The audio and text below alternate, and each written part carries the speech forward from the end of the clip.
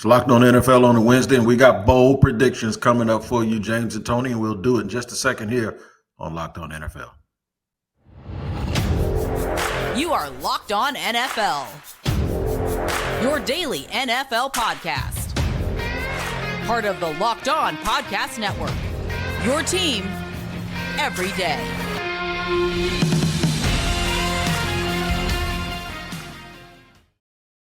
What up, everybody, and welcome to another edition of Locked On NFL on a Wednesday. I am Tony Wiggins, riding along with my homie James Rapien, and we are going to bring you Locked On NFL as we usually do. We're at your team every day, and we thank you for making us your first listen. A quick reminder, we're free to subscribe to on the Locked On NFL YouTube page. Make sure you go tap in, hit that bell so you receive notifications whenever we drop an episode, and then wherever you get your audio podcast. Make sure you just listen up every single day to make sure you don't miss an episode. Today's show is sponsored by the Gametime app. Download the Gametime app, create an account, and use the code LOCKEDONNFL for $20 off your first purchase. Last minute tickets, lowest price guaranteed. James, what's up, man? What's going on, Tone? What's ready or not? Week one is here. I'm excited. I'm excited to hear some of your bold predictions. I have a few of my own, and it is football season, and it is perfect. I'm so glad it's back. I'm glad it's back too, man. And you know, it's trying to peel through all of the processes about the preseason and trying to figure out how much any of the things that we saw meant. They all lead to a bunch of bold things that we need to say and bold predictions that we have to make.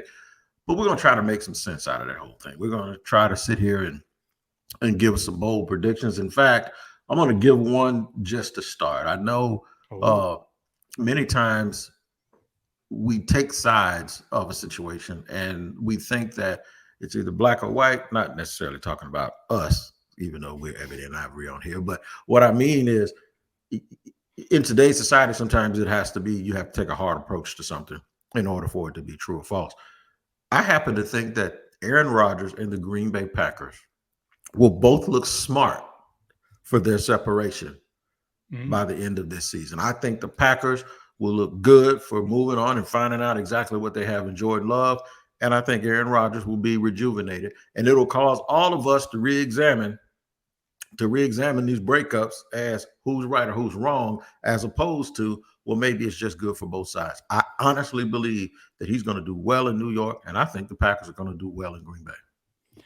I get it. I do, because I think there's a path to that. And here's the part of it. There's certainly a scenario where that relationship had gotten toxic enough to where Aaron Rodgers' greatness was overshadowed, and he still can play, and he feels rejuvenated. By the way, I think he looks a little leaner, a little more in shape, a little more cut, a little more, a little healthier. Maybe that dark room helped him, whatever that case may be. Aaron Rodgers looks the part, certainly on Hard Knocks. And you flip it and you look at this Green Bay Packers team, and their identity now can be defense, getting after the quarterback, running the football, and big plays. And obviously it comes down to Jordan Love. But could I see a scenario where the Green Bay Packers win the NFC North? Absolutely, I could see that scenario. Do the Vikings scare anyone right now after they won a ton of one-score games? I don't think anyone really is buying into that aspect of it. I think that's going to come back down. The regression is going to happen for the Vikings. Detroit, I know they're the hottest thing out there right now, but we need to see it from Detroit in Jared Goff. So to me, and I'm not trying to leave the Bears out, but I think the Bears are clearly, to me, the fourth best team in that division. So could I see it? I absolutely could see it. I agree it's bold, but I see a path where both teams are in the playoffs. Both teams are pushing for maybe even division championships, but certainly in the postseason. You know, this kind of reminds me of, to a lesser degree, but I will still bring it up because it does involve a generational player. Kind of reminds me of when Kobe said that they weren't going to fulfill their potential, the late, great Kobe Bryant. Shaq needed to lose weight. Shaq left angrily, went to Miami, lost about 35 pounds, won the championship by acquiescing to Dwayne Wade as the number one option, which he would have never, which he was never going to do because he was always Kobe's big brother. And Kobe was a better player than Wade, but he went to Miami and did exactly what Kobe said he should have done. Make him the first option, which is what he did with Wade, and lose 30 pounds and become a complimentary player. Sometimes you can be right and it looks like you're wrong. And when Shaq went and won that title, it took a couple of years before Kobe got his.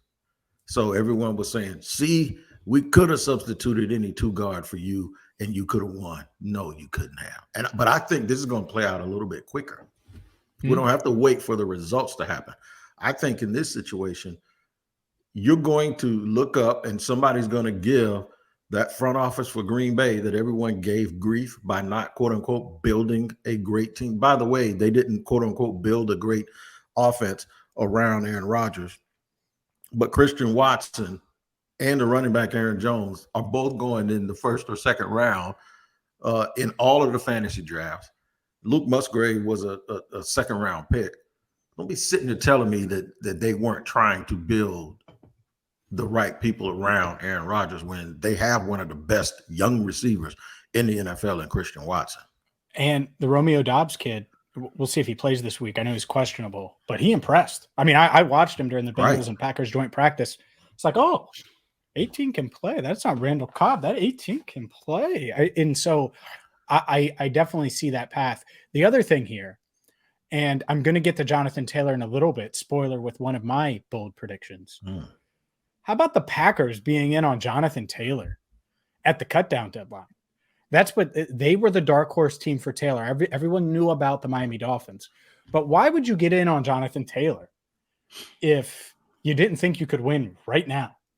And obviously he would command a contract and all of those things, but clearly they think they can win now. And that's just an interesting little morsel, assuming it's true. And the reporters that reported it are reputable and have a reputation that certainly is a positive one. And it wasn't just one reporter either. I mean, you look up at Green Bay, you look at nationally, and the Packers were in. So to me, if you're in on Jonathan Taylor, you went throughout camp and you said, man, this team could be pretty good. Now, I did get an up-close and personal look at them. Like I said, the defense to me can be the strength of this team.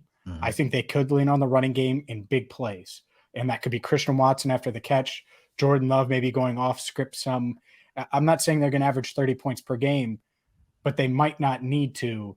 And I do think the toxicity part of this, it does matter, and a team could get a boost from that. And I think the reason, by the way, we spend so much time on the Packers here, we've talked about the Jets on our Wednesday shows before. Both of us are pretty bullish on them. Talent-wise, it makes a lot of sense. I think that they could go far too. So yeah, I figured it would be worth it to spend a little more time on the Packers because they haven't gotten much love, I don't think, this offseason. But they should be better. They haven't. Shout out to Peter Bukowski too, who is not shy about letting people around the NFC North know how he feels about those Packers. But I will tell you this: in terms of getting involved with Jonathan Taylor, played at Wisconsin right up the road, watched him. I know NFL teams don't make decisions like that based on the geography of the college that the players went to, but it's a plus situation because he's 24, and what you probably get just as much as explosiveness with Aaron Jones plus power. And if you're going to lean on a running game, then you'd have him and Corey Dillon. I would assume that they were going to trade Aaron Jones is what they were going to do because of the salary. It wouldn't be AJ Dillon, but yeah. AJ. Who did I say? Corey Dillon. See, I got Bengals on my mind because I'm sitting there thinking about you, right? And we ain't gonna edit that out. We're gonna leave that in because I have a habit of doing that kind of stuff. And I just want y'all to laugh at it. But still, I do believe that it would have required them to move Aaron Jones and his number and bring in a more powerful back. What it would have gave them was Aaron Jones and AJ Dillon in one player, and then they still would have had AJ Dillon to back up that guy. They would have been a handful too because they got one of the deepest offensive line groups in the league. They would have been a real handful if they would have got that. That's why I think they're still going to be a handful. All right, so we're going to go through more bold predictions, talk more about some of that, as well as look and see if the young quarterback Richardson is going to do anything in Indy. We'll do all of that in just a second here on Locked On NFL.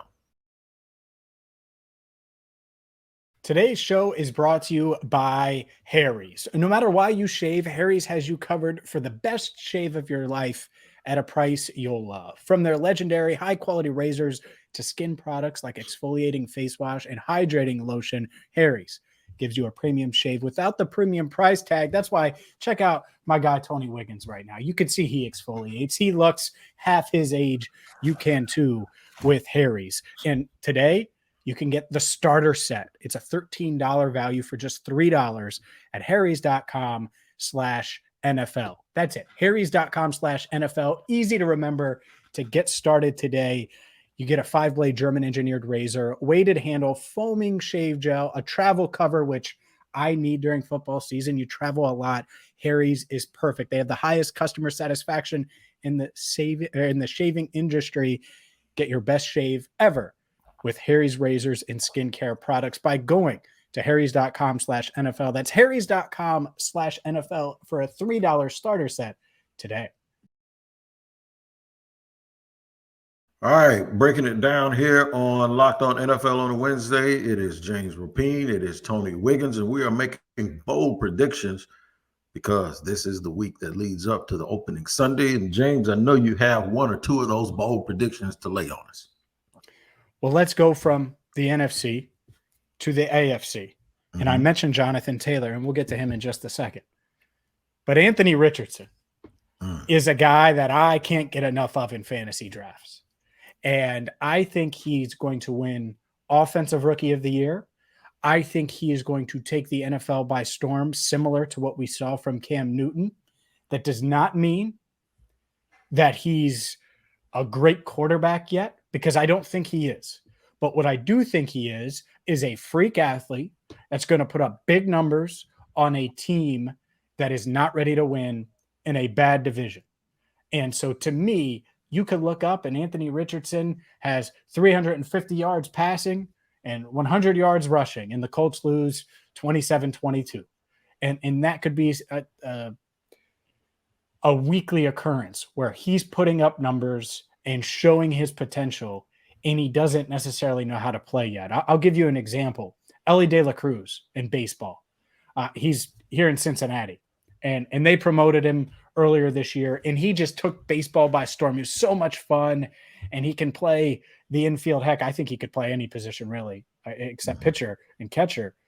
And he's just this versatile piece, and you watch him at the plate, and you realize he's just going off of instincts. And it's just going to take some time, which is what happens with young guys. And I'm not knocking him. I think we'll see that with Richardson, but his natural gifts and the way Shane Steichen is going to be able to use him, coming from a guy like Jalen Hurts to a freakazoid like Anthony Richardson, I think he puts up huge numbers in his first year, wins Offensive Rookie of the Year. And suddenly this coming off season, we're looking at the Colts and it's like, all right, well, they at least fixed quarterback in the post Andrew Luck era. So where else can they address? What other positions can they address? And so I'm not predicting that they'll go 9 wins or anything like that, but I do think they'll be competitive. And I think Anthony Richardson is going to have opposing defensive coordinators on their heels. I partially agree with you. And I do think that he's going to have them on their heels. I do think that he's going to have some crazy fantasy football numbers. I don't think that it'll be thought of in the same breath as Cam Newton. I think it'll be thought of more in the same breath of Fields, the quarterback of the Chicago. And what I mean, and that's what a big difference. It is, and that's not saying that I'm giving up on young Mr. Fields up in Chicago. I just do think that they're viewed differently. I think what Lamar Jackson did was viewed the way with what Cam Newton is like. Oh my God, this is something new. This is taking the league by storm. Michael Vick was viewed that same way. You don't see all of that positivity when they're talking about Justin Fields. And I think it's going to be similar. Do you think he's as good, though? I don't think Fields is as good as those guys. But I think the numbers that he put up rushing, especially now that we're incorporating fantasy football in our thought process, the numbers that he put up, no, I don't think he's as good as those guys. And I don't think Anthony Richardson is either. I don't think he throws the ball. I think he has a beautiful throwing motion. I think the ball comes out like a rocket. I just still think that there's some disconnect, and it's probably because of lack of experience. Has nothing to do with IQ or he should be moving. He should be a different position. It just has something to do with he has not played a whole bunch. And now he's going to play a whole bunch of football at a level where guys have played a whole bunch. And they also make you pay if you haven't paid a whole bunch, because you're not just playing against those NFL guys, those guys with mortgages over there that are 28, 29 years old. You're also playing against 50 and 60-year-olds that are sitting up there saying, let's see what this kid can do. And the NFL is the league. If there's something you can't do, they will find it, and they will make you do exactly what you don't want to do. See, the thing that you can't do is usually something you hate doing because you know you can't do it. Mm-hmm. Guess what? Hello, they're going to make you do it every single time. If you have a problem with that out pass, guess what they're going to leave open every single time? That little out pass on the other side of that. They're going to make you throw it. In the NFL, it's always one throw that you can make if everybody does what they're supposed to do. But usually it's the most difficult one, and that's exactly what these old guys are real good at in the NFL. And it's almost going to be like them matching wits with him. So the coach may have to do some things like put them in bunch formations and be very proactive and be a little bit off script when it comes to doing the normal things and going through the normal progressions until he gets used to it. And once he gets used to it, then they can go back to it and revisit it. But early on, I expect him to struggle because I saw it firsthand here in North Florida. I get it. I do, and I certainly understand the logic here. But I'm just looking at Cam Newton's 2011 season, and obviously he was the number one pick. Mm-hmm. Richardson 4th overall. Cam threw for 422 yards in his debut, was sacked 4 times, 2 touchdowns, 1 interception, ran for 18 yards and another touchdown. Excuse me. I looked at his numbers overall, just over 4,000 yards passing, around 700 yards rushing. But the Panthers finished 6-10. Started 0-2, got the 2-5, 2-6. Like they won 2 out of their last 3, but they finished 6-10. They were never really in the playoff mix. And that's what I mean here. Like I think Richardson is above Fields, ahead of Fields. I think he's physically, those physical traits are going to matter. I agree with you. He's not perfect. And I think back to Cam Newton's 2011 season. He rolled in here into Cincinnati for a preseason game. And it was Andy Dalton and AJ Green. And so a lot of rookies that mattered. And so I was like, oh, I'm going to this game. The number 1 pick, the 4th pick, the 35th pick. Dalton was the 35th pick. I want to see these guys play. So I go to the game, and I left that game thinking, oh, my God, Cam Newton cannot play in the NFL.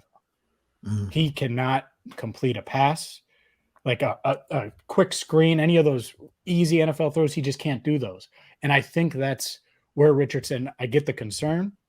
I think he hits those. And here's another bold prediction coming. Not only do I expect Anthony Richardson to have a Cam Newton-like rookie season, but I think he's going to be so darn good that Jonathan Taylor is going to show up and start playing for the Colts by midseason when he's healthy, because he's going to be like, oh, I want to play with this guy. And he's going to be one of those guys that is just so gifted. I don't know how he is as a leader, even though he was named a captain. I don't know that about him. But what I do think is going to happen is he's going to be so gifted that players around the league say, ooh, I want to play with that dude because he's special. So we'll see. But I think Richardson impresses and Jonathan Taylor comes back and plays for the Colts again this season, partially because Richardson is that darn good. Sounds like a winner, man. Sounds like we have something that we need to monitor for the rest of the season. More on Locked On NFL on the Wednesday as we get to our third final segment, and then we'll take all of this stuff up and wrap it up in one nice little package. Make sure your next watch is Locked On Sports Today, hosted by the aforementioned Peter Bukowski. He will break it down to you like you can't get it anywhere else. Make sure you tap into the Locked On Sports Today podcast. It's free to subscribe to on the YouTube page, as well as make sure you just check every single day on your audio podcast platforms to make sure you don't miss an episode. More with Tony and James here on Locked On NFL in just a second.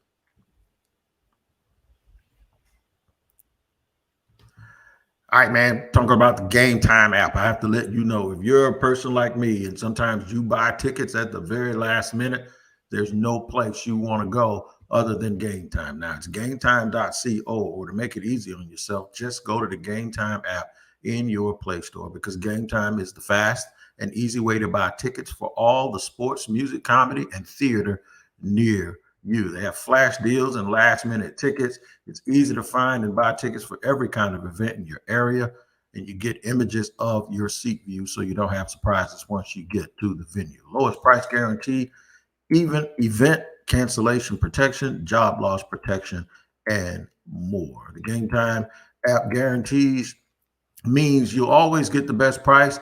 If you find tickets in the same section and row for less, Game Time will credit you 110% of the difference. Download the Game Time app, as I said, create an account and use the code LOCKEDONNFL for $20 off your first purchase. Terms apply. Again, create an account and redeem code LOCKEDONNFL for $20 off. Download the Game Time app today. Last minute tickets, lowest price guaranteed. All right, Tony, let's keep things rolling here. Segment 3 and more bold predictions. I know you have a bold prediction since we're in the AFC South. Let's stay there. You mentioned your Jaguars to me. I don't know exactly what you're going to say about the Jags, but I'm sure it's going to be interesting. I say this with all objectivity and subjectivity, whichever activity I'm supposed to be having, that's the one I have right now. I don't allow fandom to get in the way of things that I'm going to say. That being said, I am prepared to stand here and have y'all call me a homer, because I anticipate that the Jacksonville Jaguars will play in the game that decides who the Super Bowl representative for the AFC will be. I'm not telling you who they're going to play. I'm not telling you that they're going to win. And I'm also not saying that they're going to lose. But here's something I believe. I believe all the things that we think about a football team and believe that we can know about a football team, short of injuries to a quarterback and things that we can't control, I believe the Jaguars check off all the boxes. They cross all the T's and dot all the I's for a team that can make a run to the AFC Championship. Why am I stopping there? Because I firmly believe that all of the things I just mentioned can lead you to that point, but what actually gets you to the next point is supernatural stuff that the players have to have with just demonstrated performance. So while we will at some point make Super Bowl predictions, my logical way of thinking tells me that I can only predict so far, if I'm really being honest, and that is the AFC Championship game. After that, we see what happens in those games, like a Joseph Asai pushing Patrick Mahomes when he's 4 yards out of bounds. You don't know what's going to happen or what's going to occur. Or like the Kansas City Chiefs going the whole field in 13 seconds and then kicking a walk-off. You just don't know. So those magical things have to take place, and I'll leave room for that magic to happen. But I'm going to tell you right now, the Jacksonville Jaguars will be in the AFC Championship game. Wow. Are they hosting it? I don't know. Yeah. I'll you know what? I'm gonna go out on a limb and say they are hosting it, and the logical reason for that is because I think they'll win more games inside of their division. And while I think other teams have tough games outside of the division, like a lot of the teams that we play, we're one of their tough games. I think inside of the division, the North and the East are going to beat each other senseless, and the Jaguars may squeeze by them with one better game and have a one better game record than a lot of those teams. Well, the Bengals have been in back-to-back AFC Championship games. If the third one is instead of Kansas City, the past two have been in Kansas City. If they make it there, obviously I'm not assuming, and this is not a prediction, right? But if they make it there and I have to take a nice little flight down to Florida in January, I will not be complaining. I will not be complaining about that, Tony. And I know where you stand, so it's all good. That's right. Yes. So I'm with you there. I'll stick with the Jags just for one. And much like Anthony Richardson, I think Calvin Ridley is going to ball out. And I think he's going to finish with the second most receiving yards in a season in Jacksonville Jaguars history. Now, I can't say the 99 Jimmy Smith. I mean, 1,636 yards, 116 catches. I think that might be a bit much, but can he beat the 2001 Jimmy Smith that had 1,300 yards, 1,373 yards? I think so. I think he finishes with 1,400 yards and is clearly the number one target that Trevor Lawrence hasn't had over the past couple of years. That doesn't mean Evan Ingram hasn't been good, Christian Kirk last year. I get all that. I just think Ridley is clearly the number one in that offense now and is going to lead them. I've been scooping him up in a couple fantasy drafts as well. I think he's a stud. I think he's a stud too. And if you watch, I don't know if anybody saw their last preseason game that they played. Trevor Lawrence threw a ball that no one else catches. It was a one-on-one release. It was a man-on-man technique from the receiver, an outside release going towards the goal line. They were like 35 yards away. Trevor Lawrence threw that ball before Calvin Ridley ever stacked the receiver. In fact, he never did. They were running side by side. Wow. And Ridley stopped and he heel tapped his heels as he was falling back and caught the ball inside the 5-yard line. And he told the ref, that's a catch. And sure enough, the replay comes up and it's a catch. Trevor Lawrence doesn't even throw that ball. And this isn't a knock on any of the receivers that he has. I think Christian Kirk and Zay Jones are fine. He doesn't even throw that ball if it's one of them. And that's not a knock on them. What it is, though, is just an attaboy to Calvin Ridley. The fact that he knew who it was and he read the room and he knew if there's a catch to be made, he's going to do it. Confidence and having that dude that's going to do that, it sends you through the roof because now you know those 50-50 balls are now 60-40 balls. And Calvin Ridley is a savant at route running and multitasking while he's route running. And I agree with Davante Adams. Davante Adams says he's one of the 5 best in the league. And it's hard to argue with a guy with that skill set at 6'1", 190 who can eat the entire route tree up. And I think that's going to make a world of difference. The confidence factor with Trevor Lawrence. I'll give you one more, and oddly enough, it's in the AFC South.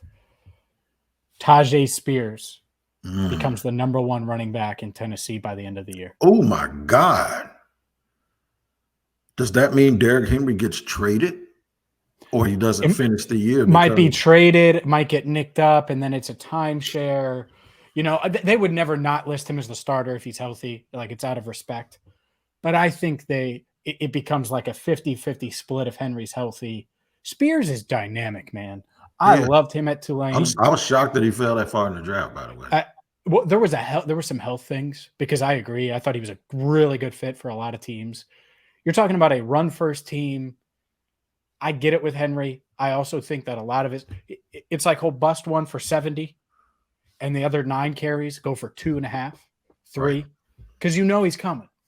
Spears is just so much more dynamic, can catch the ball, is versatile. I think it may take a little time, but Tajay Spears, future RB1 in Tennessee, and I could see that by midseason. So I might have just saved my boldest for the end, but there you go. That's why you got to stay tuned. You know what you just described? You just described Zeke, Tony Pollard. That's exactly what you described over the last 2 years. Yeah. You just described Zeke and Tony Pollard. And I know why you're thinking that. You're thinking that because you hope that the Bengals have a backup just like that to do the same thing with Joe Mixon. Because I've been hearing you for a minute talk about getting another dynamic running back behind Joe Mixon.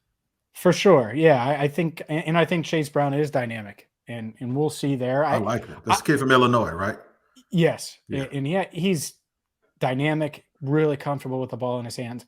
I don't think he overtakes Joe Mixon. Maybe I'm too close to it. I don't think he overtakes Joe Mixon necessarily. I do think that he's the number 2 clearly from a runner standpoint. But Tajay Spears, I just think the Bengals, they run the ball like 15 times a game. The Titans want to run the ball 30 times. And so I think Spears is going to get a ton of carries this year. If you were the Titans, you'd do the same thing because you didn't have Joe Burrow or Trevor Lawrence. So, right. In fairness, I didn't say it was wrong. Yeah, I didn't say it was wrong. In fairness to them, I'm going to say you're right. They run that many, and they should run that many with Ryan Tannehill as their quarterback. You know what, though? We did a great show here today. And just to recap it real quick, we gave some bold predictions involving Aaron Rodgers and the Packers. By the way, if I'm right about the Packers and they say Jordan Love is the guy for the next 12 years, it would be remarkable that they would go 42 straight years with a very good starting quarterback. It's crazy. They go from Favre to Rodgers and now to Jordan Love. And it's like, that's part of the reason I say, too, that they could look very, very smart because they could do something that not very many people have ever done. Go from one good quarterback or one great to another great and to another guy that might project to be very, very good for a long period of time. Make sure you check us out here on Locked On NFL every single Wednesday. Go ahead. I know you were high on the Jags. Anthony Richardson about to put up huge numbers on them on Sunday. Huge numbers. Jags still win. Richardson, 400-plus yards from scrimmage. Book it. Oh, look at you. We got your shoulders all square talking about book Book it. it. Okay. All right. Book it. We'll see. We'll see about that. By the way, you already know the title of next Wednesday show is going to be called Book It. He's either going to be right or he is going to be wrong. And you're going to see me say book it. Every time I finish a sentence, I'm going to say book it, especially if that kid goes out there and throws 5 interceptions. Matter of fact, his name is going to be Book It next week. His name is not going to be James Rapien. His name is going to be Book It Rapien.